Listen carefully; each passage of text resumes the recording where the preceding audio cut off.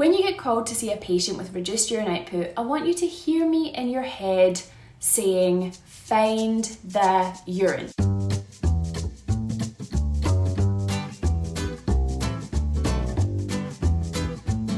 Before we jump into today's video, I wanted to make sure that you knew about our free GN tutorial. It's basically a cheat code for learning GN, and I want you to have it. If you haven't already, then go ahead, click that link and claim your free GN tutorial. Hello Dr. Humans, welcome back to the channel and today's video, which is all about how to approach the problem of low urine output.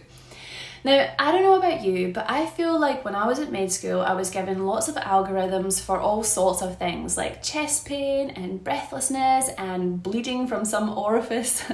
But reduced urine output, I don't think I was given a structure for this back in the day. And when we're paged about someone with low urine output, it can really be quite an anxiety-provoking experience. It could be a pretty bad situation. And today I wanted to give you my four-step process on how you can assess low urine output at the bedside with a few practical strategies. So let's jump right in. Step number one is to find the urine. When you get called to see a patient with reduced urine output, I want you to hear me in your head saying, find the urine. This is like a little treasure hunt where the treasure is the urine. We want to find every single drop of urine this person has passed in the last few hours. We're going to do a bladder scan, see what's in there, look at the catheter bag, if they have one, look at their fluid balance charts, and we're going to try to figure out exactly how much urine this person has made in the last few hours. And remember that when you are on this treasure hunt, there are a few hiding places. For example, even if they have a urinary catheter in place at the moment, that catheter could be blocked. And if the catheter is blocked, the urine might still be in the bladder, or alternatively, it could be bypassing around the sides. So do not fall into the trap of trusting what's in the catheter bag. You still need to do the bladder scan, flush the catheter, all the things. And other hiding places tend to involve the patient. Sometimes patients can sneak off to the bathroom, their urine is not recorded, or sometimes they are incontinent. So think about those things as you proceed on your little urine finding treasure hunt. Okay, so at the end of the treasure hunt, you'll find yourself in one of two situations. One common scenario is urinary retention, which, let's face it, is an absolute gift.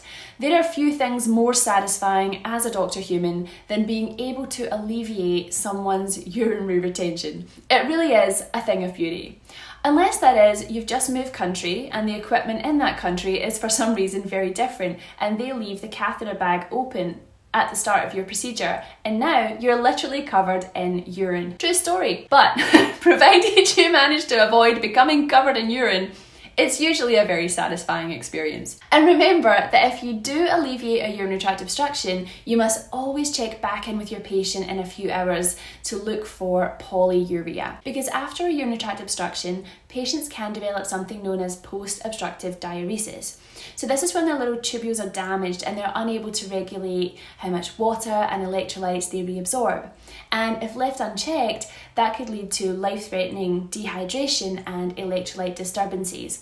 So always remember, if you've managed an obstruction, to go back to the bedside a few hours later and just double check that they don't have this post-obstructive diuresis. And if you do find that they have polyuria and you're worried about post-obstructive diuresis, you can do two things. The first is to give them fluids that will replace 50 to 80% of their urine output. And I want you to do twice daily bloods on them for their UECs, but also for their calcium, magnesium, phosphate. You don't want to miss any of those electrolytes being abnormal. And of course, replace any electrolyte abnormalities that you find. Okay, so that's urinary retention, one possible scenario. But the other possible scenario is that there's no urinary retention at all. And in that case, we must move on to step two. Step two is calculate the urine output.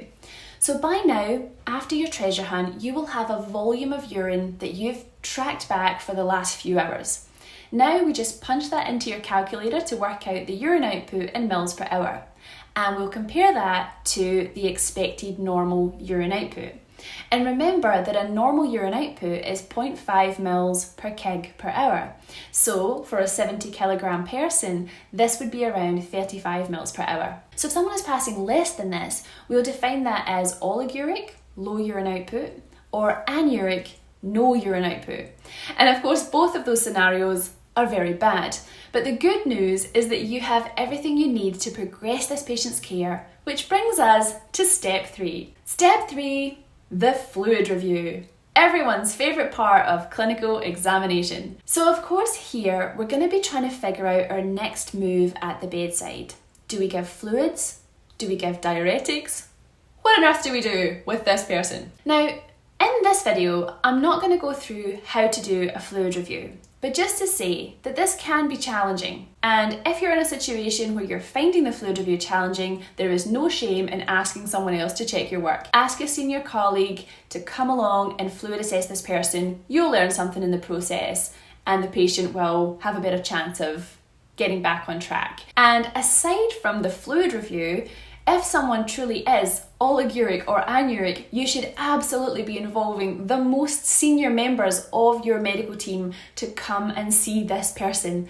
This is a very serious situation that should not be managed alone by the junior medical staff. So whilst this video is meant to give you some confidence and a bit of a structure on how to approach this before you escalate to your senior, I always want you to make sure that someone very senior knows about the patient with the low urine output. I cannot stress that enough. Okay, so step 3, the fluid review. We're there at the bedside and we're trying to figure out, is this person dry or fluid overloaded? If they're dry, we might find ourselves in a situation where their JVP's at the clavicle, they have no edema, they are potentially hypotensive. In that scenario, we would want to go ahead and give them a little bit of fluid, a bolus of fluid to start, and then perhaps some more fluids to get them into a euvolemic state, meaning JVP 2 to 3 centimetres, blood pressure normal, not looking parched. And in that situation where you're giving fluids to someone who doesn't have a lot of urine output, of course it's important to return to the bedside regularly to check their progress. Have they started passing urine? Or are they starting to become fluid overloaded, right? Are they holding on to that fluid? Because we don't want to tip this person into pulmonary edema. So we need to continuously go back and check on them, check on their progress. And on the other hand, if someone has a low urine output and you found them to be overloaded, maybe they're hypertensive with a big bouncy JVP and edema for days, then you could try commencing a loop diuretic such as furosemide to see if you can promote their urine output in this situation. So again, both of these scenarios, regardless of what you're dealing with, dry, overloaded, any oliguric, anuric patient needs someone extremely senior to be involved in their management. I keep repeating that, it's because I really mean it.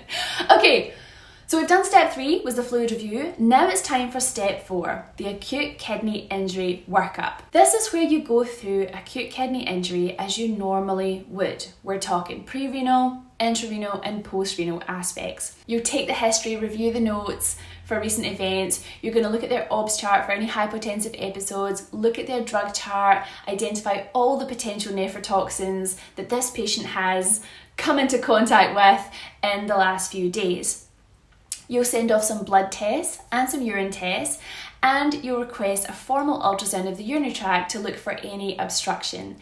And if you can't get an ultrasound in a timely manner, you might consider doing a non-contrast CT scan to get that same answer. Now, of course, the acute kidney injury workup is something that you might be familiar with, so I don't want to sort of labour that point too much here. But if you did want me to do something on acute kidney injury, please let me know in the comments below and I could for sure hook you up with the video.